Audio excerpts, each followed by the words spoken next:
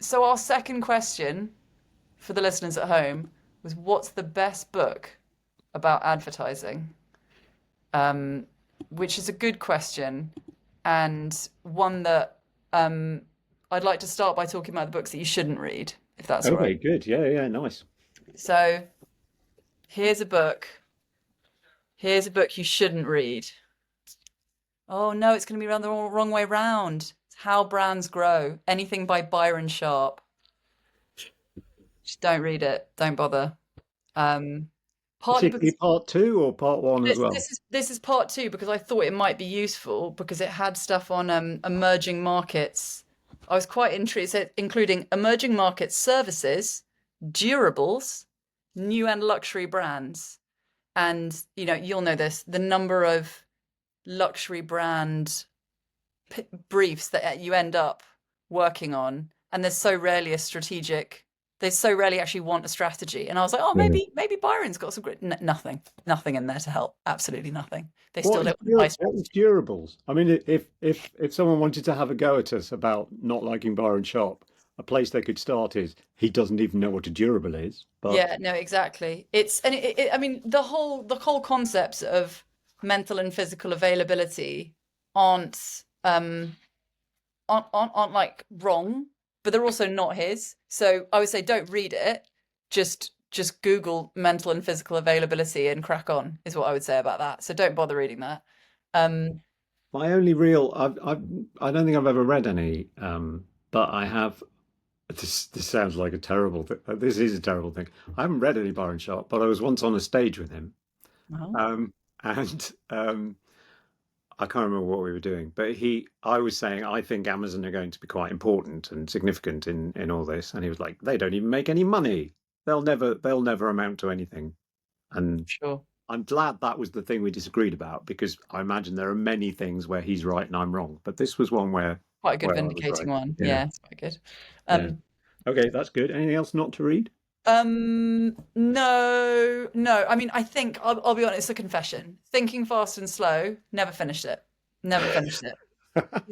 He's dead now. He's not going to write a shorter version. There will be no Cliff Notes version. I think I've maybe made it halfway through. I've dipped in and out, and I absolutely can see why it's one of the books, the go-to books that everybody says you should read. Very pro Kahneman. Yeah. Never There finished are, it. I'm sure there are shorter versions of it. Yeah. So, So if anyone's got any suggestions for that, I'd be really up for that. mhm. I would say like the good solid one that people come back to. None of these are new, by the way, and I haven't heard of a new book. But the newest one, it's written by one of the main contributors, Kate Waters. Shout out. Eat Your Greens, an APG book, We love and it. any APG creative strategy papers, they're just really good. They are expensive if you're not an APG member. I do think that's a difficult thing to access as a junior strategist, and somebody should just do the right thing, and just make them free, and find a way of whatever the equivalent of a BitTorrent is now. Just get them to junior strategists for free because they're too expensive for people starting out. I I think I've got some in the garage. So if Get them someone, out.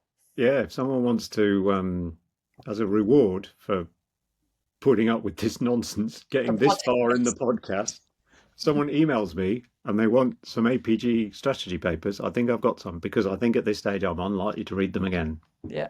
Okay. Well, there you go. Yeah, yeah, Get in that's touch. right.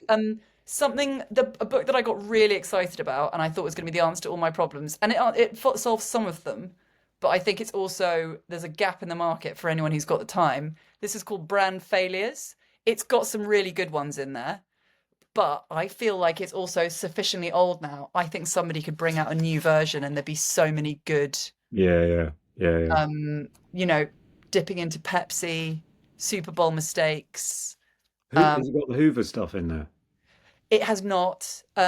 Talking about like it's not a mistake. It's just, serendipity. That mad stuff with the inadvertent Palestinian flag and the M&S Christmas ad, like stuff like that. Someone should write about that because I'm going to forget Yeah, about it in 6 months, yeah, and I yeah, want to remember it. yeah, Um, yeah.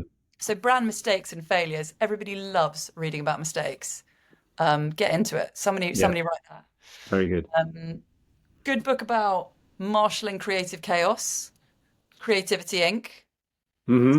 It's a good book. It's just Yeah, quite it is a good book. Yeah, yeah. quite frothy. You can rip through it. He's obviously not a frothy man, old Ed Catmull, No, it's a bit engineer thinks about creativity, which is good, I think. which is good, yeah. And it's about the idea of, ultimately what every creative agency is, which is sort of trying to corral something inherently chaotic and, monetize it. Yeah, yeah, yeah, So that's yeah. hard to do. Yeah. Um, and then old, but good. Truth, Lies, and Advertising. Oh, yeah. So Yeah, that's yeah. that combined with Stephen King's JWT guide, intro to planning, which is mostly now on a PDF that people have in their Google Drive because there are so few copies kind of floating around. I would say those are the things that are old but are still good, like many things. That's a very good selection. John Steele's the book about pitching is really good as well. Yeah, yeah, yeah. What's that called? I don't know, but It's a it's got ton the about famous pitching, isn't it? it's got the famous drawing of the Porsche in it that people keep on quite rightly dusting off. Yeah, yeah. And also I've seen him do a presentation version of that, like a workshop thing, which is a very straightforward in 40 minutes sort of thing of like he tells you how to win a pitch. And he is correct. Like if you do what he says, you will win pitches. Like possibly all of them. There Isn't that was reassuring? Isn't that yeah, great? yeah, it's really good. And I know this from again when I was on the West Coast, he was at Kirschenbaum and then Good, or maybe just Goodby the whole time, and they just won everything, and they just did what he said, and they won everything. Um, and then WPP, it kept him locked away and would bring him out for pitches, and they would win them. You know, um, yeah. So that is perfect pitch, something like that. Yes. Yeah, yeah, yeah. I think that is it. Yeah. Off pitch, yeah, something pitchy. It's got the word pitch in it. Yeah, that's Yeah. what you need to know. It's the John Steele book with the word pitch in it. Very good. Very good. What about yours? Mine are pretty old too. I would say the best book about advertising is Murder Must Advertise by Dorothy L. Sayers. Um, which have you read that? No, but it's a very you suggestion to have made. It's great. It's great.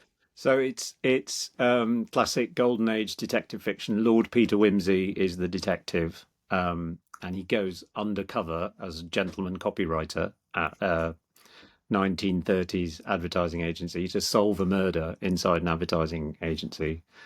And Dorothy L. Sayers used to be a copywriter, so she knows of what she speaks. Um, and it's utterly brilliant. And I mean, I probably first read it in the 80s or the 90s, and nothing had changed. The only thing that had changed is that copywriters and art directors were now teams, whereas before they were on separate floors. And the copywriters were all gentlemen, and the art directors were sort of slightly lower class. Um, and the gentleman would the copywriters would sort of go downstairs with the new 10 double for sort of Churchill's Imperial Mint and go, oh, this is the new copy, could you run that up? But the clients are the same, the account people were the same, and the milieu of it is brilliant. And the plot involves someone sneaking messages into the adverts, um, with instructions about where the cocaine will be delivered that week. Classic. Yeah. It's yeah. So that's number one. Um, and the other one is Paul Feldwick, Yeah. It's a good choice. um, The Anatomy of Humbug. I would say, the title of which I can never remember. Um, but I always think it's like the Feldwick book with the sweet, Yeah, you know. yeah. Um, I think that's the least old book on the list though, so props to you for Possibly, that. possibly. Yeah. The new I say new one. What is it? Why does the peddler sing? Um, That also sounds right. I also good, also very good. we should have But I Googled this loved I once. loved the Anatomy of Humbug because I mean it's frustrating because what you want him to do because he says advertising doesn't work like this. It doesn't work like this. It doesn't work like this. These are all the ways people think it works, and none of them are true. And you really want to go, Paul, please just tell us how it works. Tell us the answer, Paul. Tell us the answer. And he won't. I mean, he refuses in the book, basically. And in Why Does the Peddler Sing, he sort of tells you how he thinks it works. But it's just I've as a person who spent so long in advertising, looking at all the theories that people throw at you as though they're true, as though everyone knows that, like AIDA and USP, and you can only tell people think one thing, and all that sort of stuff. And because I'm quite contrary, I'd be constantly going, really? Can you? Is that true? How do we know that? And he just kind of goes, none of this is true or proven, and he, in one handy book, he goes through, well, USP came from here, and this is why, and it was invented by a person for whom it was economically convenient to say that USPs are a thing, and I just found it, and it's quite funny, it's funny and sly, and it's got good stories in it. um it's not useful. It's like not a thing you can like drop on the desk in front of a client and go, see, buy this work, Yeah. but it makes you think advertising is sort of more worth doing. You know what I mean? It's like it's intellectually and creatively challenging. It's not a formula you can follow. It's like it's an interesting thing to think about. Um, and that's good, right? It's really good and it is true and it is like something on a bad in a bad run of work. Yeah, it's a nice thing to be reminded of, albeit in what sounds like quite a frustrating way. Yeah. Yeah, it's that, when you read that kind of book, a lot of your brain is captured by the ideas and blah blah blah, and some of your brain is going, can you just tell me what to do? Yeah. And it What's the doesn't answer? it doesn't do the can you just tell me what to do Yeah. thing. The only other one I was going to mention, which is a bit tell you what to do, is Seven Lies About Work, um, which I can't remember who wrote it. I Can mean, you there are so many copies in this house because you're not alone in thinking that there's something to that book. Can I remember the title of it? No. Um, No, no. and people who tune back in, and please tune back in. Better get used to Russell and I going, no, I can't remember. Did you Yeah, write that yeah. down? That No. that man, That thing with that yeah, stuff that time that was yeah, really yeah, good. yeah. Yeah. But I could believe that everything in Seven Lies About Work is not true. Like I could believe that all those theories are wrong, but it's sort of internally consistent, and it's because it's about HR and like managing people and how to do that, and it just contains very didactic kind of do it like this, have one-to-ones, do them every week, look at things like this. Like it's just you can just kind of go, okay, I'll just follow those rules, and it'll probably be okay, you know. Um, and yeah, that's very useful, and it's plausible, and it's got quite a lot of data, and it's I think with a lot of those things, you spend your time looking for the person who's written the book that you agree with, Mm. and then you go, okay, I'm now going to agree with that from now on, and that was the one for me. I mean, Seven Lies is in the title, right? It's a book about work, not about advertising, but it's a useful book for advertising because it's about how to run a company.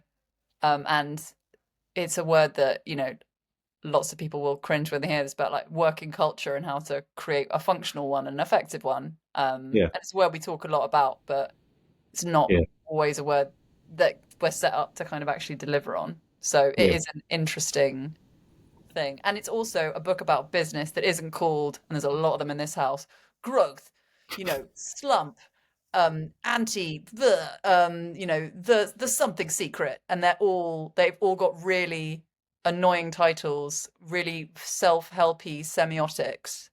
And I wish they could all go, You but know then what is also slowly dawning in my head now is it might be called Nine Lies About. no, it's seven. It's definitely Is it seven. seven? Are you Yeah, sure? yeah, don't question yourself. It's definitely seven because there's three copies downstairs. I'm pretty sure. Okay. All Yeah, right. Good. yeah. Good. All right. I mean, Nine Lies About Work.